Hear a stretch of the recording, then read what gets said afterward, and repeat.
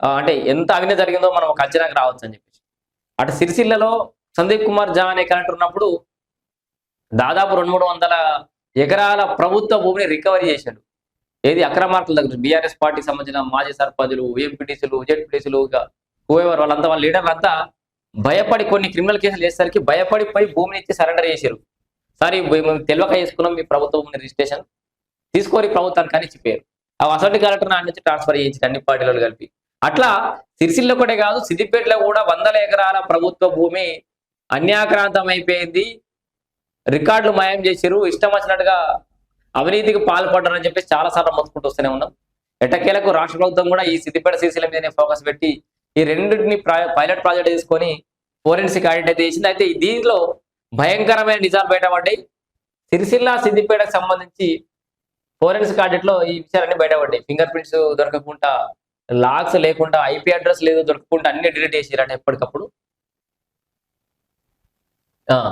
రాష్ట్రంలో సంచలనం సృష్టించిన ఫోన్ ట్యాపింగ్ వ్యవహారం తరహాలోనే ధరణి పోర్టల్లోనూ ఊహించని రీతిలో రికార్డు ధ్వంసం జరిగినట్లు ప్రభుత్వం ప్రాథమికంగా గుర్తించింది. గత ప్రభుత్వ కాలంలో అత్యంత కీలకమైన భూమి రికార్డులను తమకు అనుకూలంగా మార్చుకోవడం కాకుండా ఆ మార్పులకు సంబంధించిన ఎటువంటి ఆధారం దొరకకుండా పకడ్బందీగా డేటాను తుడిచివేసినట్లు తెలుస్తోంది.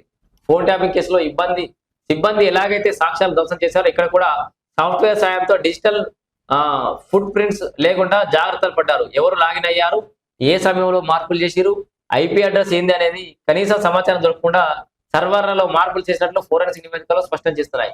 కేవలం 1 ఏడాది వరకే ఉండేలా డిజిటల్ ఫుట్ ప్రింట్స్ ఉండేలా మార్పులు చేసినట్లు బయటకు చెప్తున్నా అసలు అలాంటిదే లేకుండా చేసినట్టు తెలుస్తోంది. ప్రభుత్వ అసైన్డ్ ఇతర సామాన్య హక్కులను కాలరాస్తూ బడాబాబులకు మేలు చేసేలా సాగిన ఈ వ్యవహారం ఉద్దేశపూర్వకంగా కుట్రగా భావిస్తారు. ఎవరు ఏం చేశారో తెలియట్లేదు. సో ఈ ధరణిలో ఎవరేం చేసిరో తెలియలే అట. ధరణి పోర్టల్లో జరిగిన భూ అక్రమాలు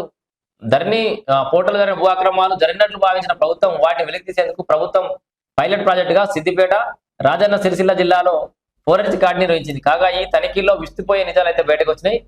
1000 ఎకరాల ప్రభుత్వ ప్రైవేటు భూములను ఒకరి పేరు నుంచి మరొకరి పేరుపై మార్చే క్రమంలో ఎలాంటి నిబంధనలు పాటించలేదు. సాధారణంగా భూమి స్వభావం లేదా యాజమాన్యం మాత్రం దానికి సంబంధించిన పూర్తి చరిత్రను సిస్టంలో ఉండాలి. కానీ ఈ జిల్లాలో జరిగిన మార్పులు అంటే దాని భూమి స్వభావం, నేచర్ ఆఫ్ ల్యాండ్ అంటారు కదా, దాని ఏమంటారు, అసైన్డ్ భూమా లేకపోతే వక్ఫ్ భూమా, దేవాదాయ శాఖ భూమా లేకపోతే ఇంకో పట్టా ల్యాండా, దాంట్లో ఏ నేచర్ ఆఫ్ ల్యాండ్ ఇట్లాంటివన్నీ మెన్షన్ చేస్తారు కదా, అవేమి లేకుండానే మార్చేసారు.